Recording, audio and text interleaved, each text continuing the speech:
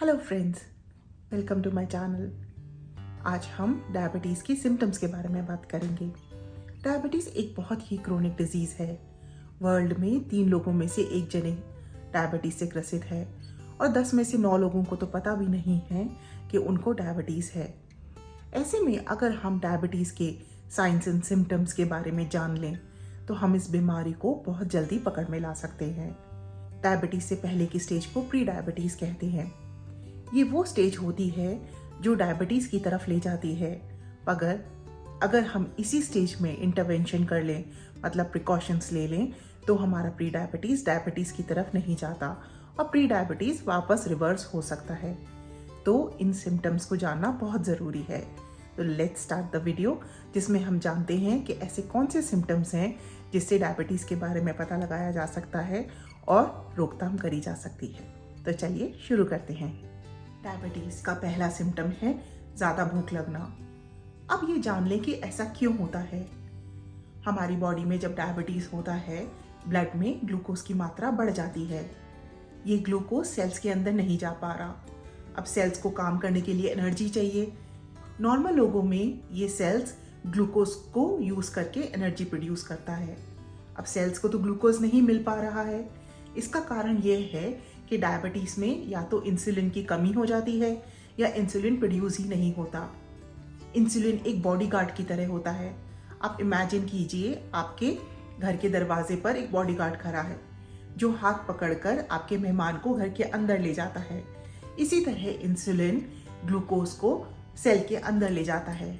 जब इंसुलिन ही नहीं होगा तो ग्लूकोज सेल के अंदर नहीं जा पाएगा। तो आपकी बॉडी में हालांकि ब्लड में ग्लूकोज की मात्रा बढ़ी हुई है, पर सेल्स को ग्लूकोज नहीं मिल पा रहा है और सेल्स एनर्जी डेफिशिएंट हो गए हैं। अब डीज में भूख के साथ साथ प्यास ज़्यादा लगती है।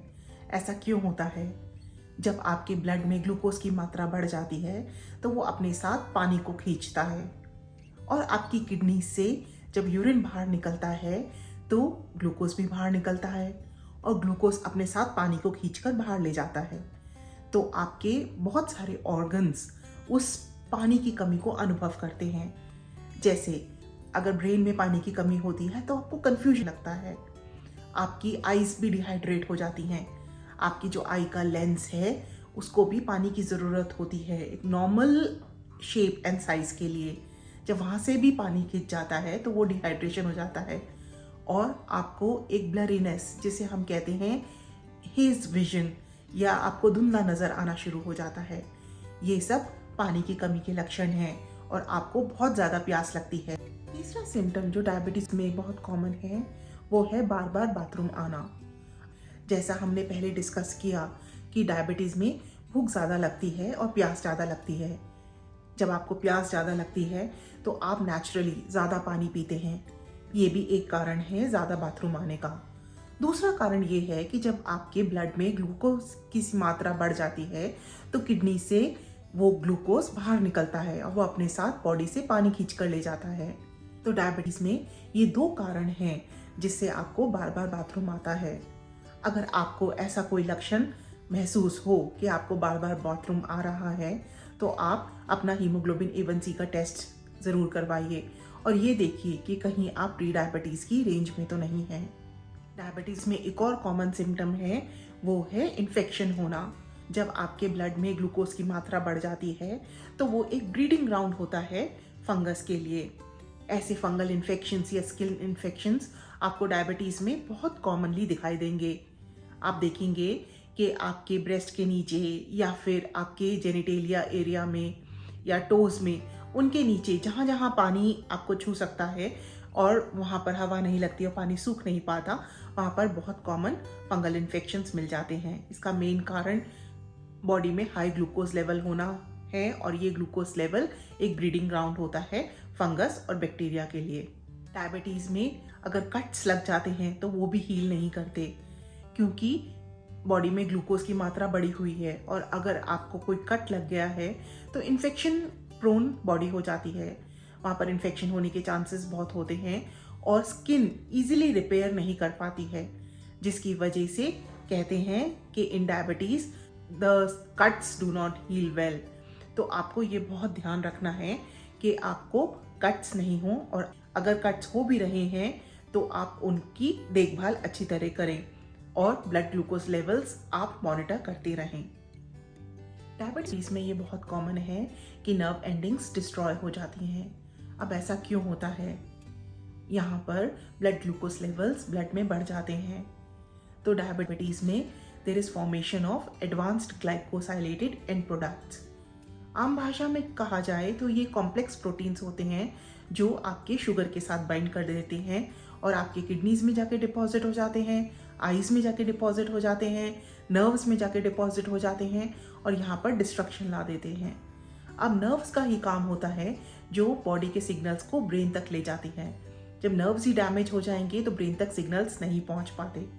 ऐसे में अगर आपको कट लगता है या और कोई पेन वाली चीज़ होती है तो वो सब चीज़ें आपको महसूस नहीं होंगी। कई बार तो ये होता है कि लोगों को साइलेंट हार्ट अटैक्स आते हैं, मतलब पीछे पीछे हार्ट अटैक चल रहा है और उनको पता नहीं चल रहा है और साइलेंट डेथ हो जाती है। तो डायबिटीज़ की रोकथाम बहुत ज़्यादा ज़रूरी है। आपने देखा होगा कि डायबिटीज़ में आपका वज़न भी बहुत ज़्यादा घट जाता है। बॉडी में तो ग्लूकोज की मात्रा ज़्यादा है पर आपका वज़न घट रहा है। ये इसलिए होता है क्योंकि ग्लूकोज आपके सेल्स के अंदर नहीं जा रहा है। अगर बॉडी में ग्लूकोज की मात्रा बहुत बढ़ जाती है और सेल्स बहुत ज़्यादा एनर्जी डेफिशिएंट हो जाते हैं तो बॉडी फैट्स को बर्न करना शुरू कर देती है। मतलब जो बॉडी में स्टोर्ड कार्बोहाइड्रेट्स हैं उनकी तरफ नहीं जाती, वो फैट्स की तरफ चला जाती है। और जब फैट्स बर्न होते हैं तो बॉडी में कीटोन बॉडीज प्रोड्यूस होते हैं। जब कीटोन बॉडीज प्रोड्यूस होते हैं तो एक तो आपको नोजिया या वॉमिटिंग, जी मिचलाना, ये सब फीलिंग्स होती हैं। दूसरे, अगर कीटोन बॉडीज बहुत ज़्यादा बढ़ गई और आपका इंसुलिन लेवल्स बहुत कम हो गया तो ऐसे केस में there is a condition which is very dangerous. It is known as diabetic ketoacidosis. इसमें कीटोन बॉडीज बहुत ज़्यादा बढ़ जाती हैं और आपको एक ओडर में, जैसे अगर आप ऐसे पेशेंट के पास जाएंगे तो आप वो जो सांस बाहर निकालेगा तो उसमें एक फ्रूटी फ्रूटी स्मेल आएगी। ये एक बहुत खतरनाक कंडीशन है क्योंकि ये पेशेंट को कोमा की तरफ ले जा सकती है। तो बहुत सारे सिम्टम्स ऐसे हैं जिनका ध्यान रखना बहुत ज़्यादा ज़रूरी है और ये हमारे को डायबिटीज़ होने से बचा सकता है। जैसे भूख ज़्यादा लगना, प्यास ज़्यादा लगना, बाथरूम बार बार आना, स्किन में चेंजेस जिसमें ब्लैक पैची स्किन हो जाना जिसको हम एकैंथोसिस नाइग्रिकेंस कहते हैं। दूसरे, अगर कोई घाव आ जाए या कट लग जाए तो घाव का नहीं भरना। आप अगर बाथरूम जाते हैं तो वहाँ पर बाथरूम में आपको चींटे दिखाई देना, ये सब डायबिटीज़ के लक्षण हैं। हाथ पैरों में झंझनाहट महसूस होना, ब्लरी विजन जिसे हम कहते हैं धुंधलापन, या फिर कंफ्यूजन महसूस होना, इरेक्टाइल डिसफंक्शन, ये भी एक कॉमन सिम्टम्स हैं डायबिटीज़ के। और अगर डायबिटीज़ में ग्लूकोज को नहीं कंट्रोल किया जाए तो डायबिटिक कोमा की तरफ अग्रसर कर सकती है।